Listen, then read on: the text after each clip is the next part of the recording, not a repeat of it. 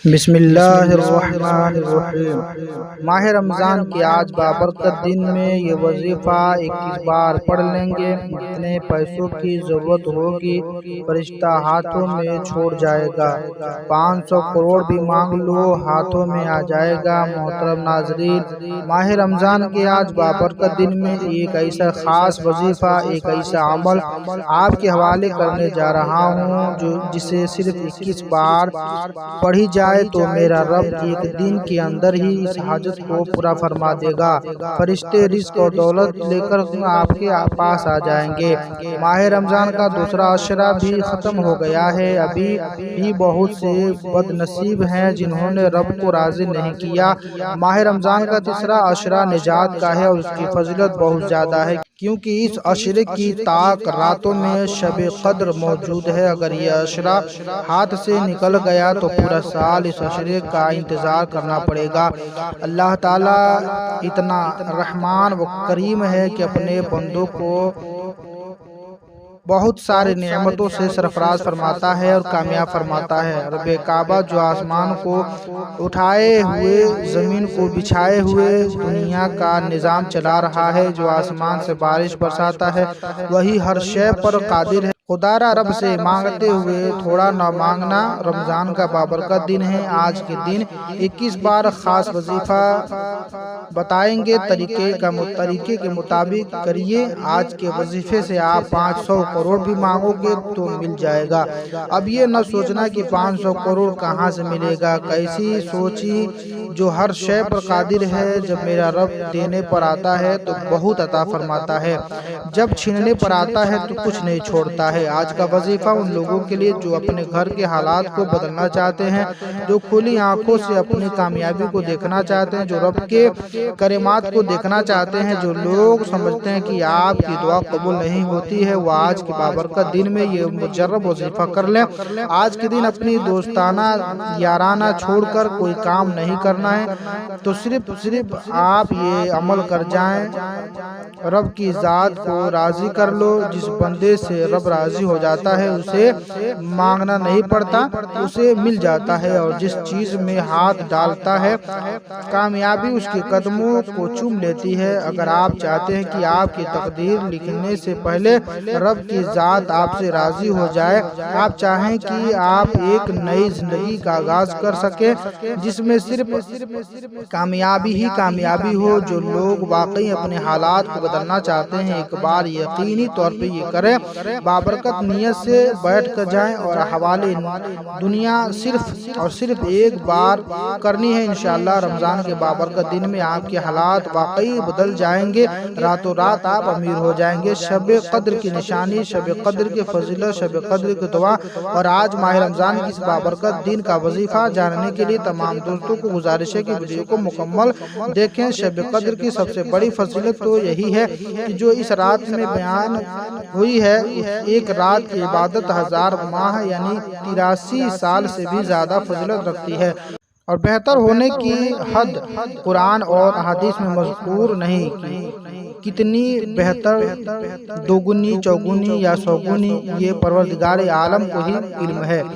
صحیحین میں ہے کہ حضرت ابو ہریرہ رضی اللہ عنہ سے روایت ہے کہ رسول اکرم صلی اللہ علیہ وسلم نے فرمایا، جو شب قدر میں عبادت کرنے کے لیے کھڑا ہو اس کے تمام پچھلے گناہ معاف کر دیے جاتے ہیں، حالانکہ وہ ایمان کی حالت میں ہو۔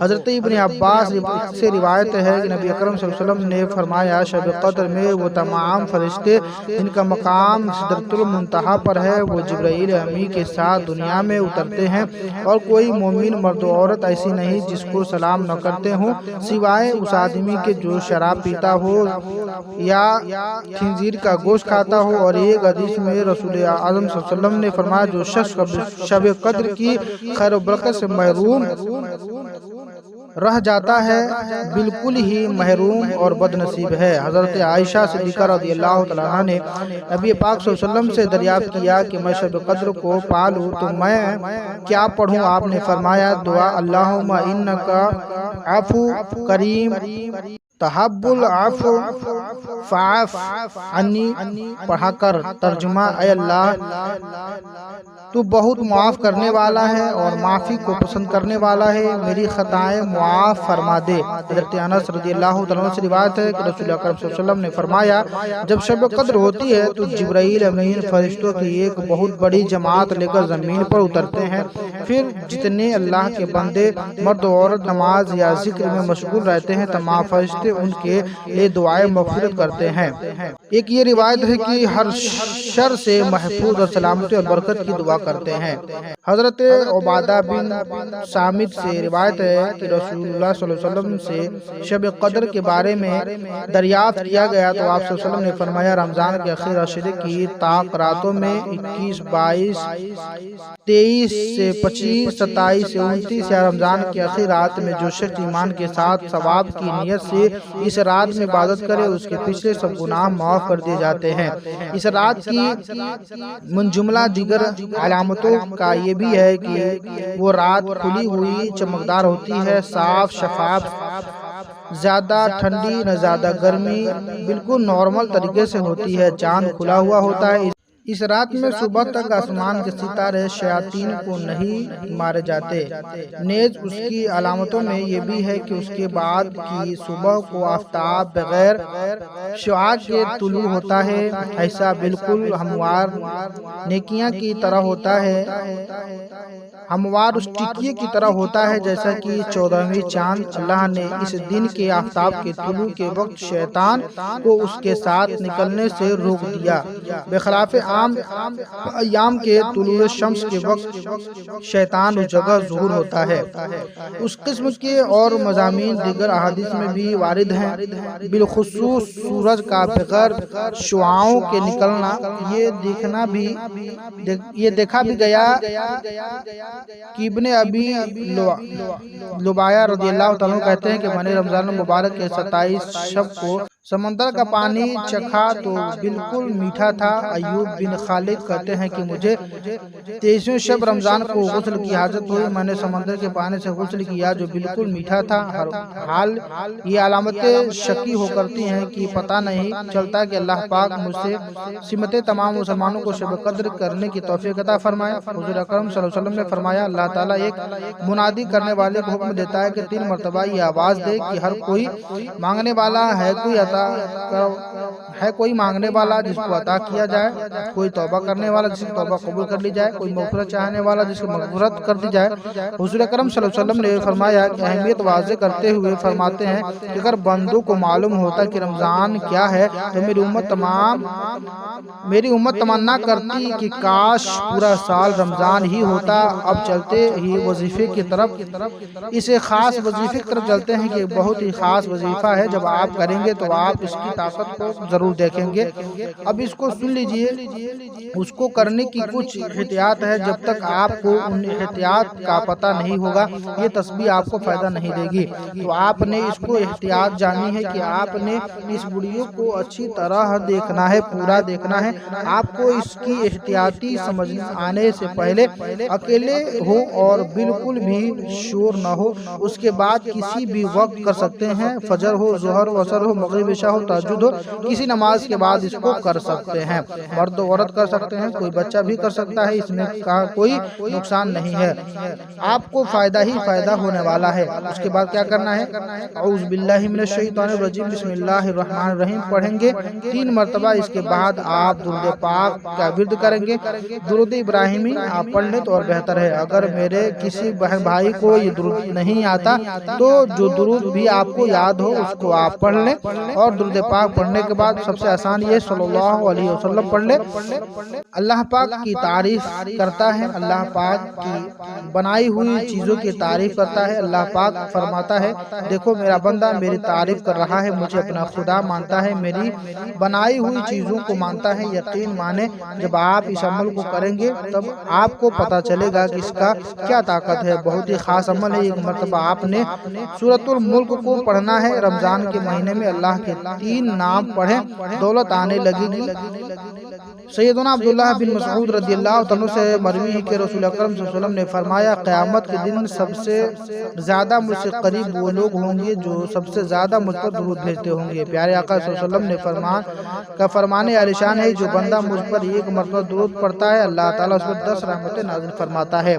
اہل بیت اظہار کے روشن چراغ حضرت امام جعفر صادق رحمۃ اللہ علیہ نے رضی اللہ تعالیٰ عنہ نے فرمایا جو کوئی رمضان میں روزانہ 7 مرتبہ درود شریف پڑھے گا اللہ تعالیٰ کچھ فرشتے مقرر فرما دے گا جو اس کے لیے درود پاک پڑھیں گے اور اس پر رحمت اللہ رب العزت نازل فرمائے گا۔ درود پڑھنے سے اس سے رسول اعظم صلی اللہ علیہ وسلم کی روح مبارک کو خوشی ہوگی، پھر اللہ تعالیٰ ان فرشتوں کو حکم دے گا کہ اس پر درود پاک پڑھنے والے کے لیے قیامت تک کی دعائیں مغفرت کرتے رہو۔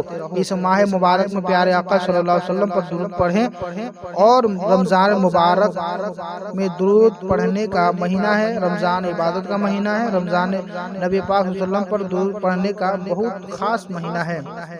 آج کا وظیفہ سب سے پہلے سورۃ الملک کی تلاوت کرنی ہے، اس کی 30 آیات ہیں، پورا مہینہ انسان کے لیے کافی ہو جاتی ہے، ہر پریشانی ہر بیماری سے نجات ہو جاتی ہے۔ آج کا خاص ترین عمل رزق کے حوالے سے ہے، اہم ہے۔ عمل میں آپ نے 3 مرتبہ سورۃ اخلاص پڑھی ہے اور سورۃ اخلاص پڑھنے کے بعد اللہ تعالیٰ کا نام یا حکیم یا رزاق یا مجیب 3 نام پڑھنے ہیں 3 مرتبہ، اور پھر آپ نے 3 مرتبہ سورۃ اخلاص پڑھنی ہے اور 3 مرتبہ آخر درود پاک پڑھنا ہے۔ اول و آخر میں 3 بار درود شریف پڑھنا ہے۔ نہ بھولیں عمل کرنے کے بعد اللہ تعالیٰ کی بارگاہ میں گڑ گڑا کر دعا کریں، اس عمل کی برکتیں اپنی آنکھوں سے دیکھیں گے۔ اللہ رب العزت آپ کو امیر بنا دے گا اور آپ کی خوشیاں کو واپس کر دے گا، جو بھی آپ کی تمنائیں ہیں وہ انشاءاللہ تعالیٰ پوری ہو جائیں گی اور آپ محروم نہیں ہوں گے۔ اس کی برکت سے آپ کی جو بھی حاجت ہوگی وہ پوری ہو جائے گی انشاءاللہ تعالیٰ۔ اس عمل کی برکت سے آپ کے مسئلے حل ہو جائیں گے۔ آپ نے خصوصی دعا بھی مانگ لینی ہے، دل سے کرنی ہے، اللہ پاک آپ کی مشکلات کو دور کرے گا، آپ کے تمام ہونے والے جو جائز مقاصد ہوں گے وہ پورے ہو جائیں گے۔ اول و آخر میں درود شریف پڑھنا ہے، ایک بار میرے ساتھ بھی پڑھ لیں۔ اللہم صلی علی محمد وعلی آل محمد کما صلیت علی ابراہیم وعلی آل ابراہیم انک حمید مجید۔ اللہم بارک علی محمد وعلی آل محمد کما بارکت علی ابراہیم وعلی آل ابراہیم انک حمید مجید۔ اس کے بعد آپ نے اپنے گناہوں کی معافی مانگنی ہے۔ دعا ہے کہ اللہ رب العزت ہم سب کی تمام خطاؤں کو معاف فرما دے، مذہب اہل سنت پر اہدنا الصراط المستقیم پر صحیح معنوں میں چلنے کی توفیق فرما دے، اور تمام ناظرین کو جو بھی جائز تمنائیں پورا فرما دے۔ اور ناظرین کرام آپ اللہ تعالیٰ کے 99 ناموں میں سے ایک نام کو ضرور اس کومنٹ باکس میں ٹائپ کر کے جائیں۔ پھر ملتے ہیں، تب تک کے لیے خدا حافظ۔